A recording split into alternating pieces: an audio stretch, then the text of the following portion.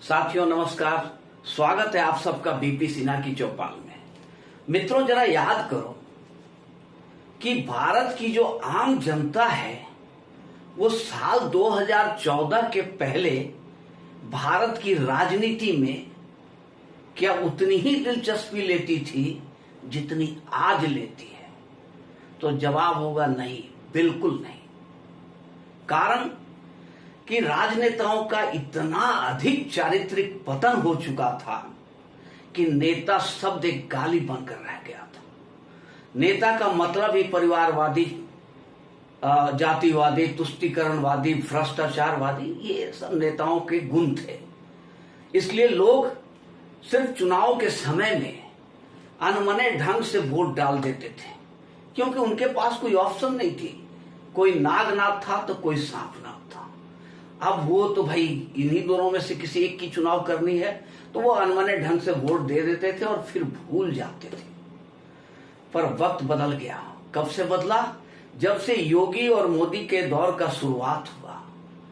अब भारत की जनता दिलचस्पी लेती है राजनीति में, नजर रखती है राजनेताओं पर, उनके क्रियाकलापों पे, और जो वर्तमान सरकार है मोदी और योगी, इनके समर्थन में लड़ती भी है।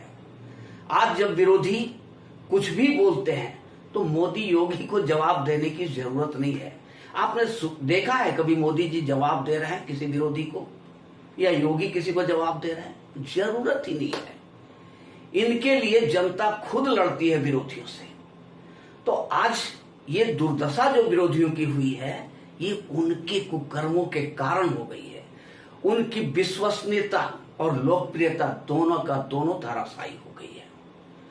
जीरो, बिल्कुल नील बटा सन्नाटा हो चुकी है। और योगी मोदी इतने लोकप्रिय क्यों हो गए हैं?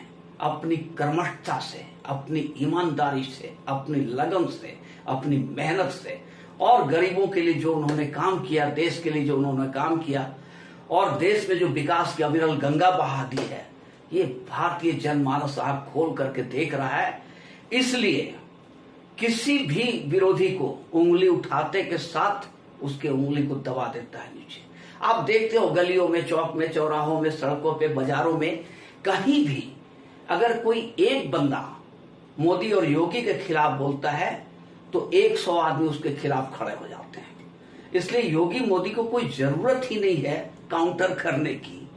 और ये जो खैराती थे, जो हमारे मनीष ठाकुर जी हैं, वो खैराती बोलते हैं इन पत्रकारों को, जो खलियर हो चुके। खलियर खैराती शब्द मनीष ठाकुर जी का ही दिया हुआ है। आदरणीय मनीष ठाकुर और वो का हम लोग बहुत सम्मान करते हैं।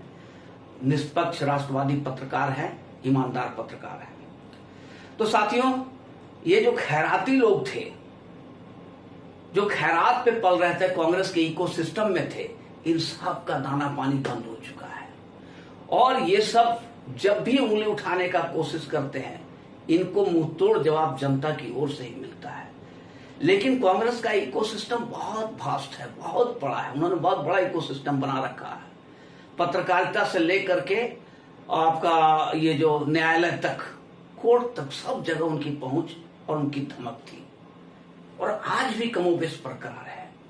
तो ये जो सरकार अच्छी कामें कर रही है, इसमें जो विरोधी तो अब बाज आ गए, क्योंकि विरोधियों की चल नहीं रही है, जनता उनकी बात सुन नहीं रही है, तो वो कोर्ट के थ्रू अड़ंगाबाजी करने की कोशिश करते हैं।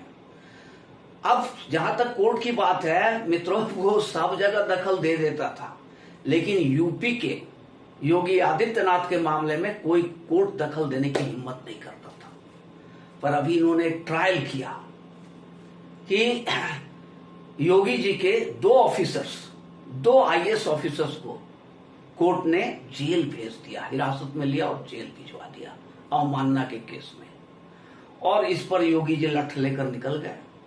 उन्होंने प्रधानमंत्री को लिखा, गृह मंत्री को लिखा कि ऐसा नहीं होना चाहिए, ये जो कोर्ट की मनमानी है ये नहीं चलनी चाहिए। और कोर्ट सचमुच मनमानी करता है।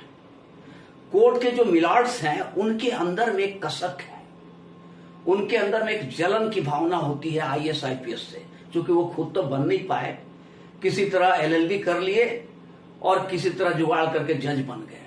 तो वो कोर्ट में आईएएस आईपीएस को बुला करके जलील करते रहे, हमेशा अपनी खुन्नस निकालते हैं। इस बात को योगी जी ने पूरी शिद्दत के साथ उठाया और केंद्र सरकार को चेतावनी भी दिया, एक तरह का चेतावनी है कि कुछ कीजिए और नहीं तो आप खुद करेंगे, हम लोग खुद करने के लिए सक्षम हो जाएंगे। तो साथियों, केंद्र सरकार जागी, गृह मंत्रालय जागा और मोदी जी ने एक एसओपी, स्टैंडर्ड ऑपरेटिंग प्रोसीड्यूर बना करके सुप्रीम कोर्ट को दिया कि आप हमारे ऑफिसर्स को इस तरह से नहीं बुला सकते हैं कोर्ट में और इस तरह से जलील नहीं कर सकते हैं, इससे हमारे कार्य पर प्रभाव पड़ता है। और सुप्रीम कोर्ट को मजबूरन इस बात को एक्सेप्ट करना पड़ा कि हाँ, नहीं, सरकार सही कह रही है। और सुप्रीम कोर्ट एक स्टैंडर्ड प्रोसीड्यूर बनाने के लिए अग्रसर हो गया है, उसने हाँ कर दिया, मतलब मोदी सरकार की बातों से सुप्रीम कोर्ट सहमत हो चुका है। तो ये जो योगी जी थे, ये डट करके खड़ा हुए अपने अधिकारियों के लिए, कोर्ट के सामने भी डट कर खड़ा हो गए। ऐसा दुस्साहस आप सोच सकते हो कोई मुख्यमंत्री दिखा सकता है? मुख्यमंत्री तो क्या, प्रधानमंत्री की भी, किसी प्रधानमंत्री की भी हिम्मत नहीं थी कि ऐसा दुस्साहस कोर्ट के सामने करते।